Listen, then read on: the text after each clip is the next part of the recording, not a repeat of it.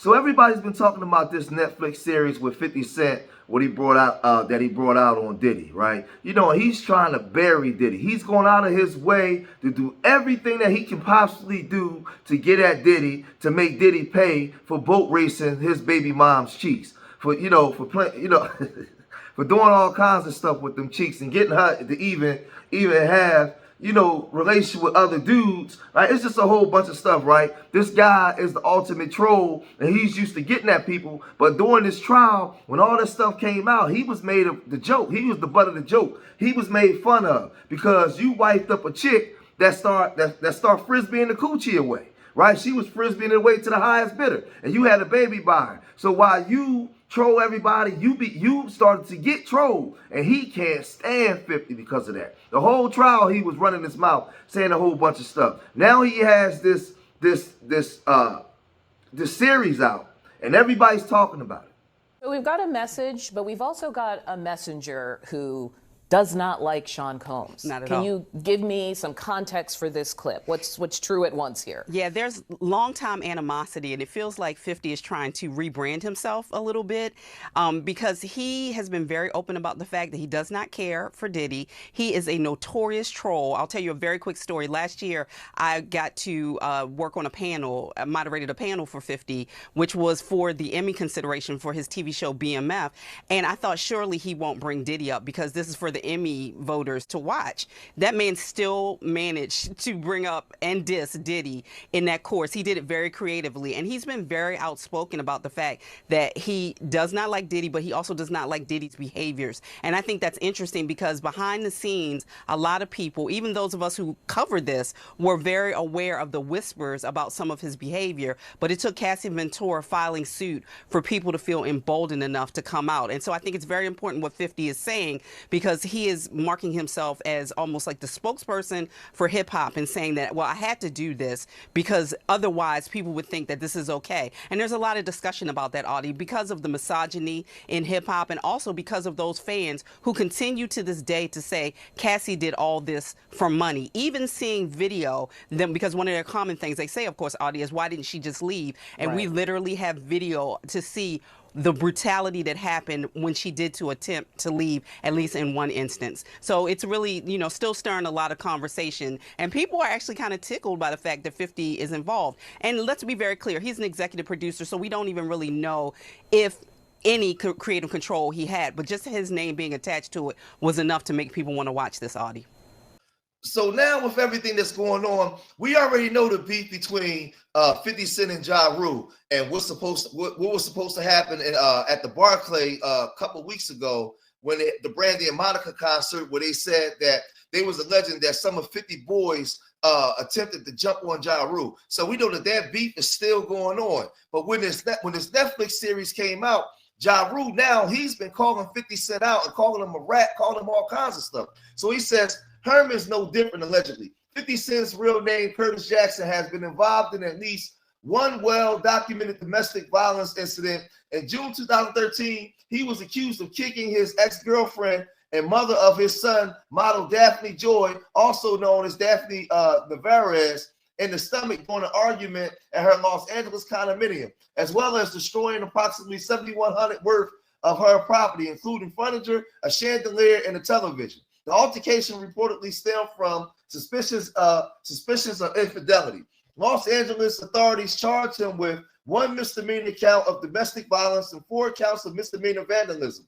Jackson pleaded not guilty initially, but later reached a plea deal in October 2013, pleading no contest to vandalism. The domestic charge and 3 vandalism counts were dropped as part of an agreement. He was sentenced to 3 years probation, 30 days of community service, 52 weeks of domestic violence counseling, and $7,100 restitution payment to Joy, $2,390 in fines, and a restraining order requiring him to stay away from her. Jackson denied the domestic violence allegations at the time, through his attorney, stating he had not been arrested and there was no warrant for his arrest. In 2024, amid his production of a Netflix docuseries showing Combs' legal issues, Joy publicly accused Jackson of assaulting and physically abusing her over the years, referencing the 2013 incident as part of a pattern, though no charges resulted from these claims, right? So he's had, he's been mixed up in a whole bunch of different stuff, man. But he wasn't finished. So Ja Rule also said Jigga always telling on somebody, old dry snitch, hey, Jigga, right? Then he said, let's be real. That Jigga don't give a blank about the victims. We all know what he did, why he did that, Doc. Herman's a cancer to the culture. If he cares so much, then donate the profits to charity for domestic violence, right? Man, he really getting at him. I'm not condoning Diddy's behavior. I'm showcasing Herman's character. Man. man. People are like, he's really getting at him, right? So then this guy Brian Amel said, wait a minute. There are some animals that deserve to be snitched on out there. Some things can't be swept under the rug. So now everybody, act like, they act like they're so concerned. He says, I'm not condoning Diddy's behavior. I'm showcasing, Herman's character, right? So now, but see, you have everybody's coming out and everybody has an opinion based off of this, right? But Charleston White, we know Charleston White is crazy, right? Charleston White, he always has his opinion. He went to social media and he voiced his opinion. But before we get to that, Puffy had a problem with paying people. So they said that the cameraman that produced this footage, that recorded this footage and everything, Puffy didn't pay him. So the guy still, I guess he owned the rights to it, whereas though Puffy still has some say-so because his likeness is in the footage, but he didn't pay him. So eventually 50 and Netflix and all them, they got hold of it, right? So Sean tried to put a cease and desist, but it didn't work because it's out there. Everybody's looking at it. Everybody's talking about it. But let's look at what Charleston White had to say. You can do to get back at Diddy. They didn't give him a life sentence. Say, man, listen. I know you still mad because the boy had your baby mama over there. Oh yeah. Playing foosball with him. That's the foosball machine with the two. You all them one men, ain't that the thing? You spin them in the soccer man spin. Yeah, he had your baby mama over there playing foosball with the little boy in there watching a big screen TV. Who you think was coming out telling him everything gonna be all right? It wasn't his mama. She was in there. She was the ball on the foosball table, so they were kicking her around. That was Diddy, man. So you gotta, nothing else 50. You gotta appreciate Diddy, cause unless he turned the boy into a freak too. Now if he done turned your boy into a freak, kick his ass, do exactly what he did. Now if that boy ain't no freak, and all he heard was his mama, oh Lord, and he didn't get to see nothing. Man, raise up all Diddy. Yeah, raise up all Diddy. But I can't tell it raise up. If my baby mama and do it like that, how he done your baby mama with me hoe in the house, I be doing him the same way. So yeah. You say nigga done my baby mama like that with me hoe in the house. That's why I've been trying, man, why I'm 50 on the boy like that. But I forgot. Man, in my fact, she still work for him today, don't she? You might have to make a part 2. say, to release all them emotions you hide behind. I know, listen, a man is a man. You can't act like that, don't bother you. Cause you didn't do this to him when he tried to take you on the shopping trip, Fifth. Come on, Kurt, don't do that, man. Just say pull back. Listen, unless he turn you a freak. Do you see that look? Cause kids ain't supposed to be exposed to sex or sexual content. Did it do the boy like this here? Is that why you smashing on him? Only the strong can show compassion for the weak. 50? That's all I'm saying, man. Oh, goddamn it. I like Diddy. Outside of what he do at the Diddy party, in Tupac, I like the boy. Know why? He was a big bad wolf. Ain't nobody whooped him.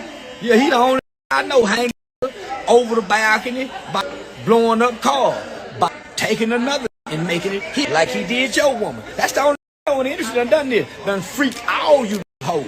Done freaked half you rappers. And everybody's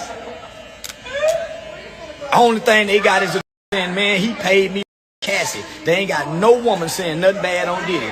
Cassie not even saying nothing bad. How mad at Diddy, man. Unless he got your baby mama and took her down through there. What, don't they got a song, Take Me Through There, Take Me Through There, Take Me Through There, take me. Before he was born, even think about that song. Cause Diddy, they say Diddy gonna take a hoe through there and then pump her back to life. And that man said, yeah, in satisfaction. More satisfying until they have to do it. Yeah, they think more hoe wanna lay around all day till there's a like Diddy making them have to do it. Bitch, say, pump her back up. The heart barely beat. Get the IV doctor. Get her some more nutrients. Put the oxygen mask on her. And get that jelly. Put that jelly and put it back on her. By the time she get ready, that jelly gonna be sitting right. And he back down there through there. Yeah. So I'll just say this as I've been saying it. Diddy pissed off some very powerful people behind the scenes, and they're pulling out all the stops to ruin his credibility, his career, and to ruin him. That's what they're doing. So there's a lot of things that they're putting out there. We know that's not true. Us in the black community, like a lot of us, like we know Diddy is guilty of a lot of stuff, but there's things that he's not guilty of as well, right? We know he didn't treat his artists right. You know, he learned that from, you know, the big wigs at the top. I ain't got to say their names, you know, because all this stuff is, you know, they control everything. But he learned from these people who has all kinds of allegations, but they're never the ones being drugged through the mud. Only our people. And Diddy chose to get in bed with those guys, so now when they finish with their tools, they break them. So they out here breaking Diddy, and they're using the media to turn his own people against him. That's just the way it go. He did some horrible things, but when they put this stuff like allegedly, like he put his hands on his mama and stuff, we know that that's a lie.